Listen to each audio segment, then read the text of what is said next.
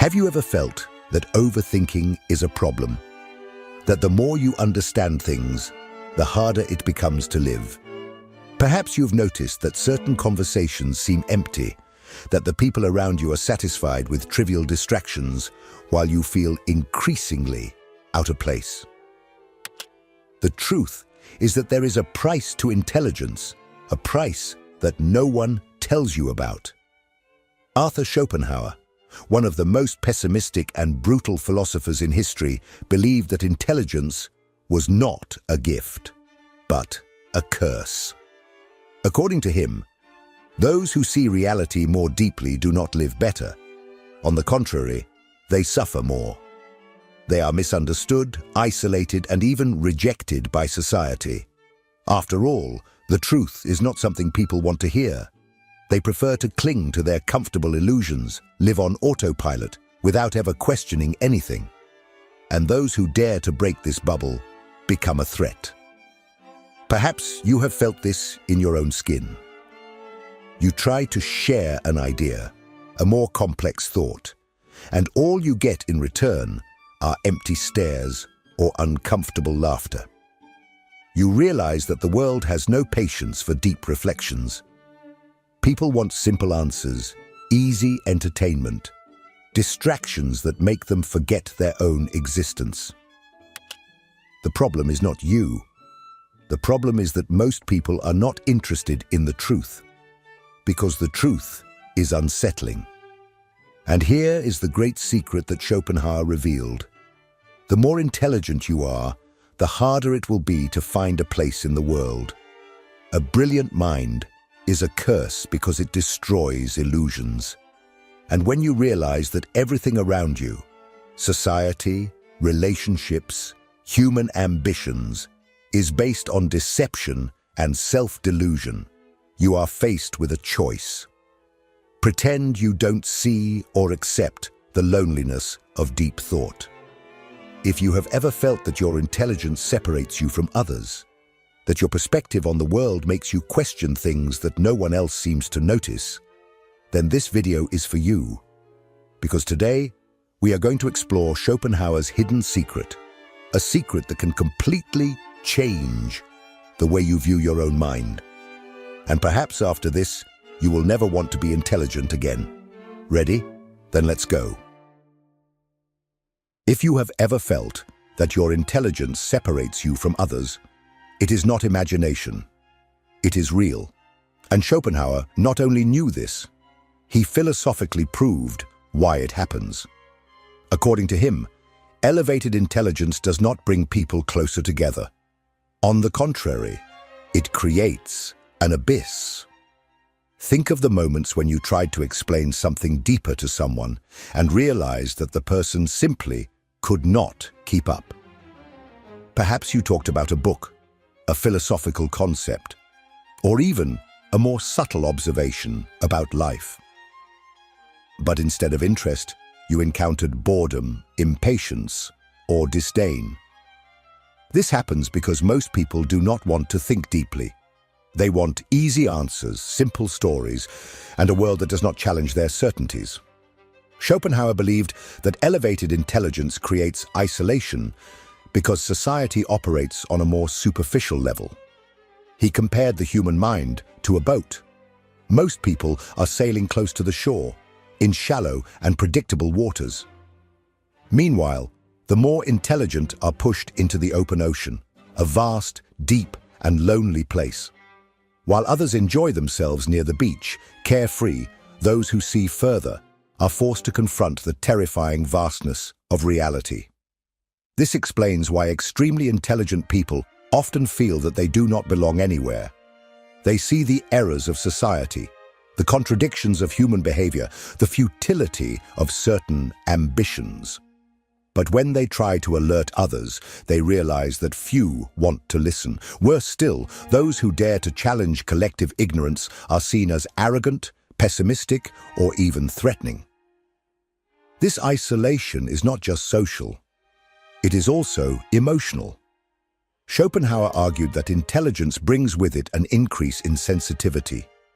More intelligent people not only understand more, they feel more. They perceive injustices more intensely, suffer upon seeing hypocrisy, and have difficulty conforming to mediocrity. This creates a cruel cycle. The more intelligent you are, the more deeply you feel the pain of the world, and the less you can share it with others. But if intelligence truly condemns one to isolation, what is the fate of great thinkers? Are they all doomed to a solitary and melancholic life? Or is there something even worse? Schopenhauer believed that the answer was not just loneliness, but suffering. And that is what we will discuss in the next part.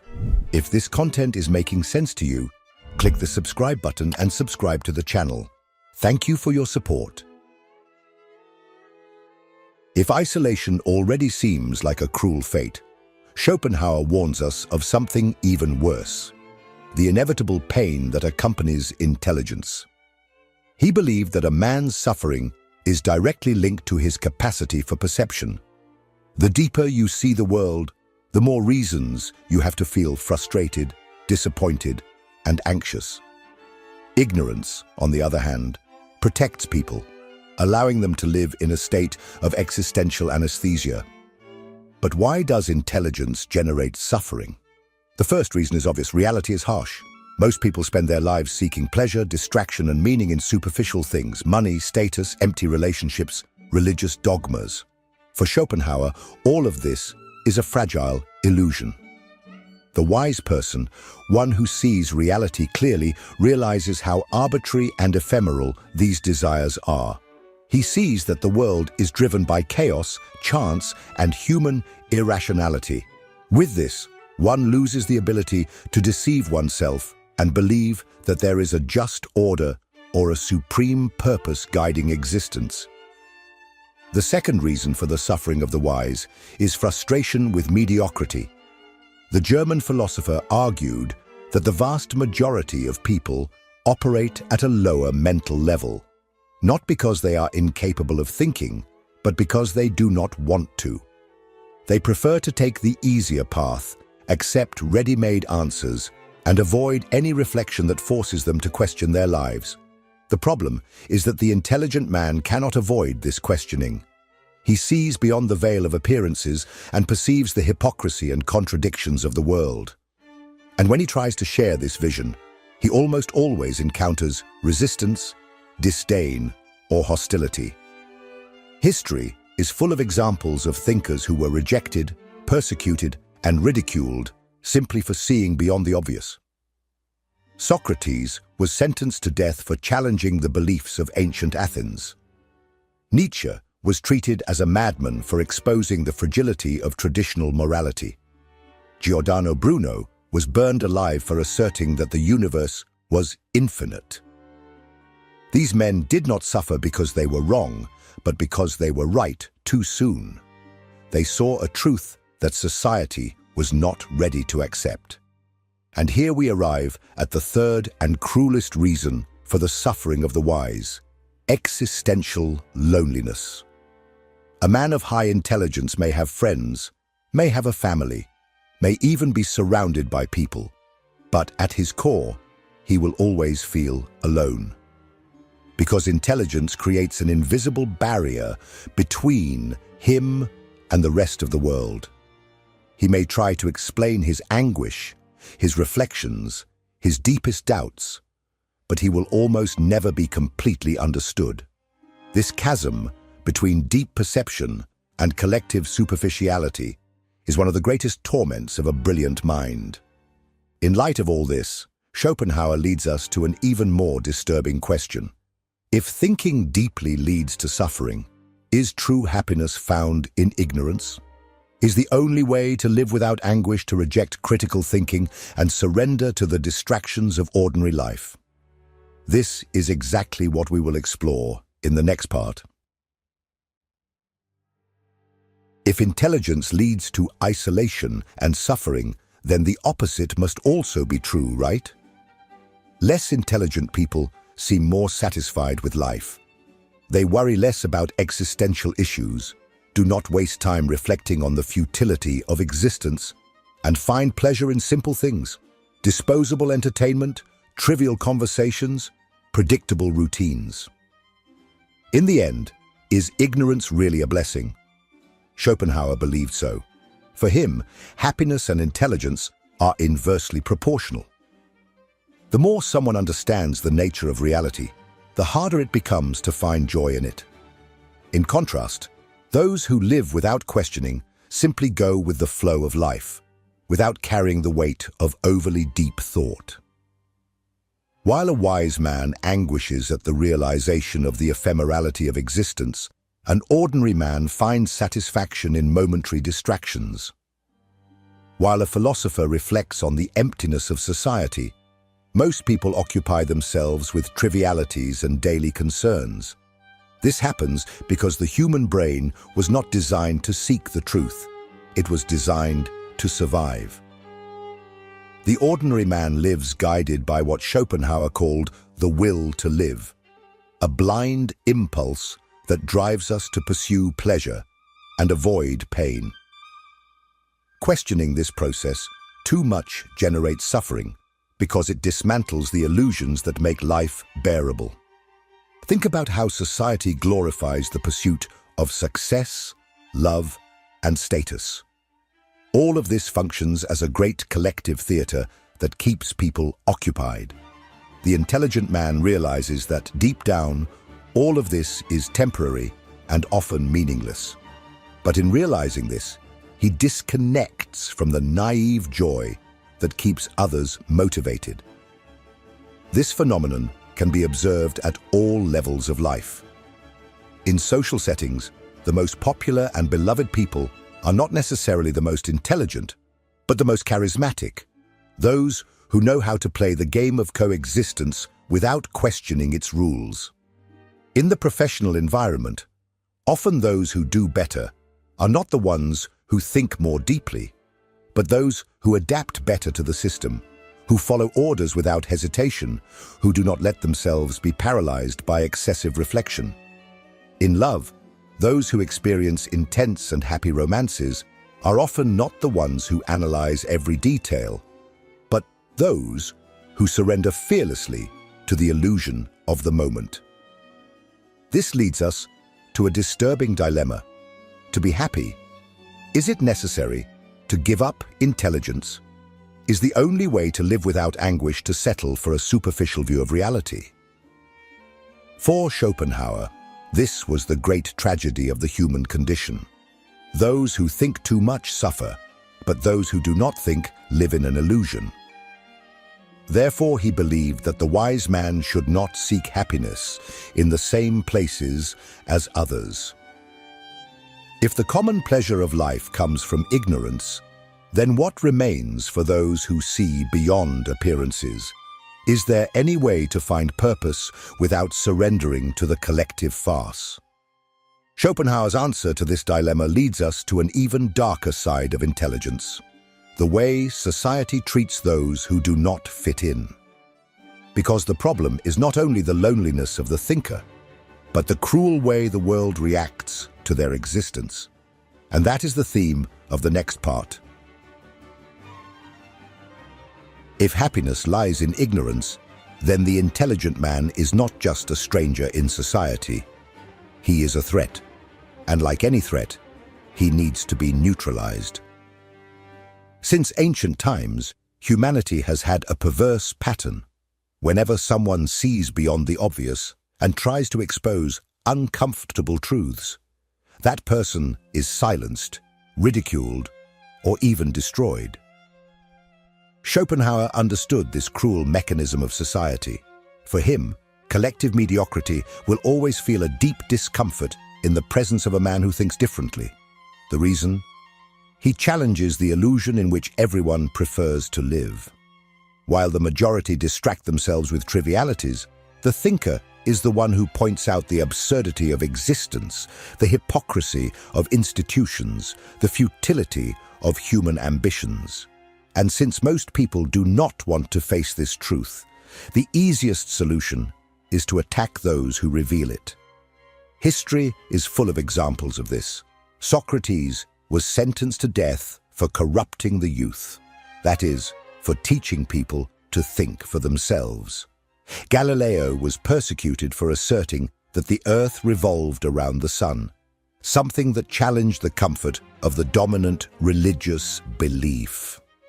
Nietzsche was ridiculed for exposing the fragility of moral values and ended up isolated in his madness.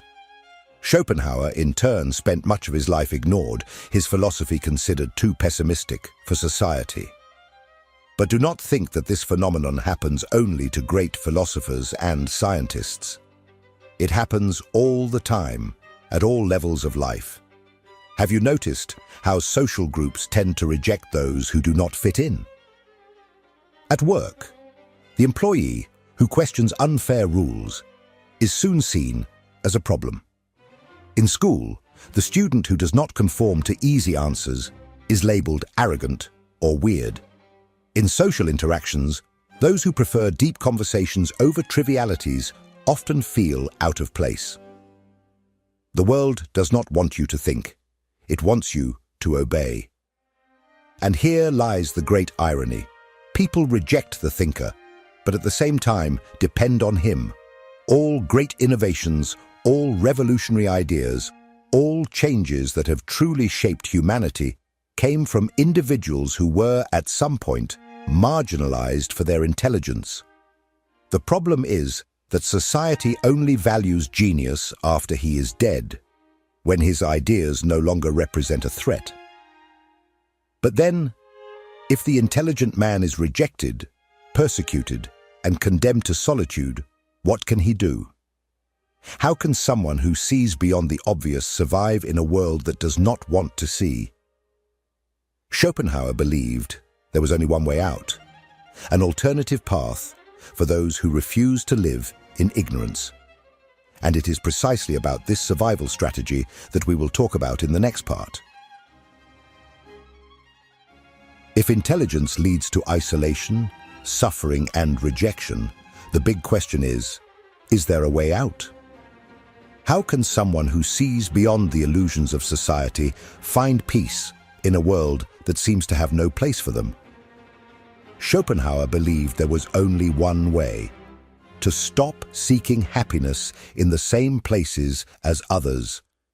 Most people find meaning in life through distractions, careers, relationships, social status. They are trapped in the idea that happiness lies in the recognition of others, in group acceptance, and in the attainment of material desires. But for the intelligent man, all of this sounds empty. He realizes that success often does not depend on merit, but on the ability to conform to the rules of the social game. He sees that relationships can be based on projections and interests, and that the incessant pursuit of pleasure is merely an attempt to escape existential emptiness. So, what is the alternative? Schopenhauer believed that the only way to survive one's own intelligence was to radically change the way of living. For him, the wise person should abandon the need for external approval and seek satisfaction in areas where society's mediocrity cannot interfere. This means three things. 1. Embrace solitude as freedom. Most people fear being alone because, without distractions, they are forced to confront themselves. But Schopenhauer saw solitude as a privilege. He argued that the truly intelligent man is never lonely because his own mind is a rich enough universe to explore without a constant need for company. He advocated that, instead of being distressed by the lack of superficial connections, the wise person should use their time for reflection, study, and self-knowledge. 2. Seek refuge in art and philosophy. For Schopenhauer, the only truly pure human experiences are those that do not serve practical purposes, such as art and philosophical contemplation. He believed that music, for example, was the highest form of art because it allowed humans to transcend brutal reality and access something deeper. Instead of getting caught up in worldly concerns, the wise man should take refuge in activities that expand his mind without requiring social approval. 3. Reject the illusion of happiness and accept serenity. The greatest mistake of the intelligent man, according to Schopenhauer, is trying to find happiness in the same molds as common society. Intelligence makes the individual realize that complete happiness is an illusion, and the sooner he accepts this, the freer he will become. The goal, then, is not to seek artificial happiness, but to achieve a state of serenity. This means reducing desires, avoiding excessive involvement with the world's trivialities, and finding pleasure in existence itself without relying on external factors. This philosophy may seem harsh, even cruel, but there is something liberating about it. Because when you stop seeking in the world something it can never give you, you free yourself. You stop getting frustrated with people, with institutions, with the system. You accept reality as it is and learn to live on the margins of it without being controlled by it.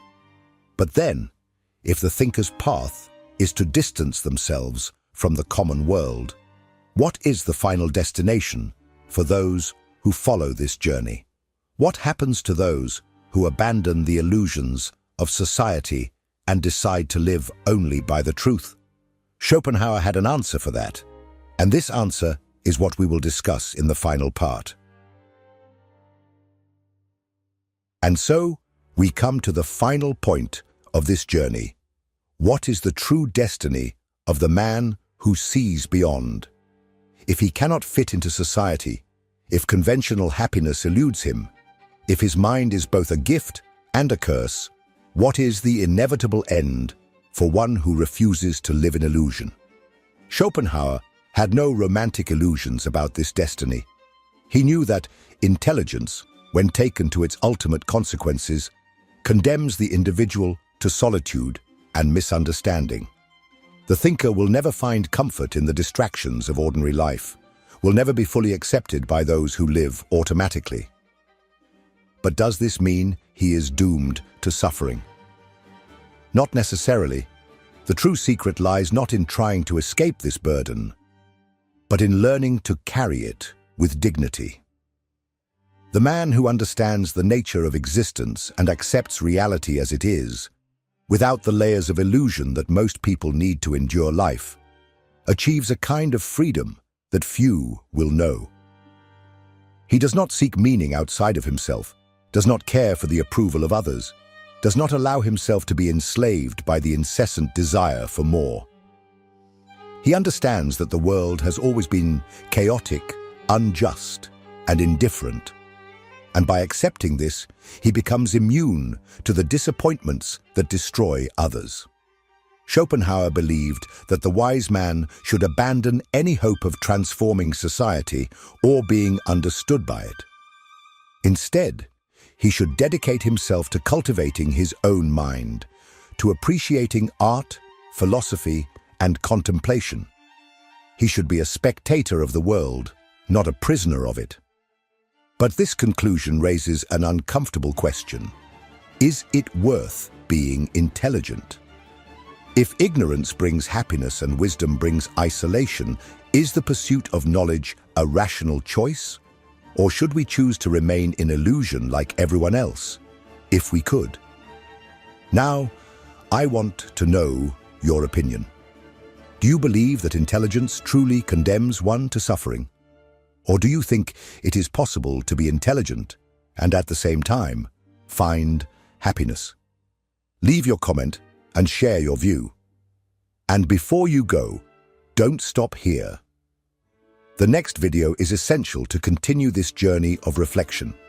There is something important in it that you need to hear. Watch now and keep expanding your mind. See you there.